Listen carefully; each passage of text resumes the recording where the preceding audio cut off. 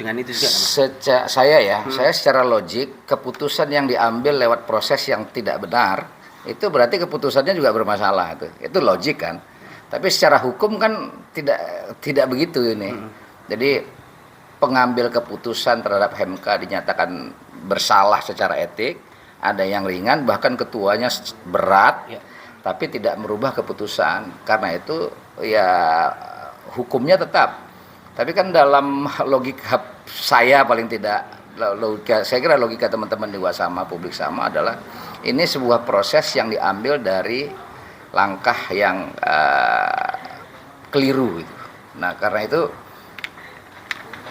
biarkan aja ini berjalan ke mana wilayah hukum, mana wilayah politik persepsi kan. Nah, itu kalau ditanya saya ya memang agak bermasalah kan, banyak orang juga menyampaikan begitu kan. Berarti artinya kalau secara politik sebenarnya pencalonan Mas Gibran ini secara politik dan etiknya juga agak dan akan jadi beban, dan saya yakin akan dipertanyakan publik terus dan akan terus jadi beban. Itu akan dipertanyakan. Saya yakin, keyakinan saya ya. Tapi saya kan nggak tahu, ini kan orang bisa beda-beda keyakinan. Tapi keyakinan saya itu akan tetap jadi pertanyaan.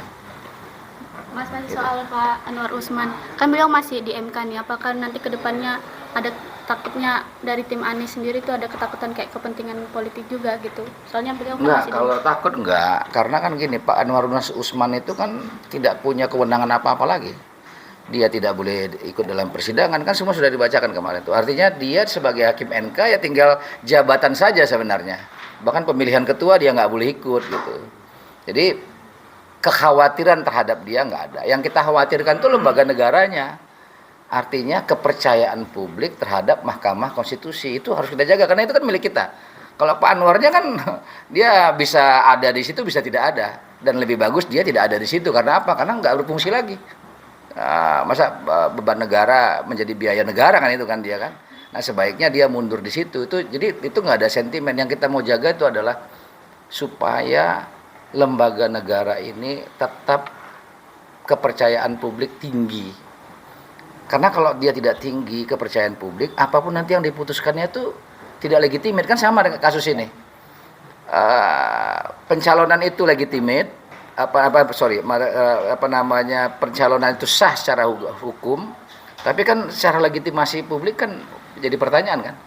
Nah kita kan mau utuh ini, karena negara ini nggak mungkin jalan kalau nggak ada legitimasi yang luas tuh. Sulit kita ini kan, problem kita cuma situ.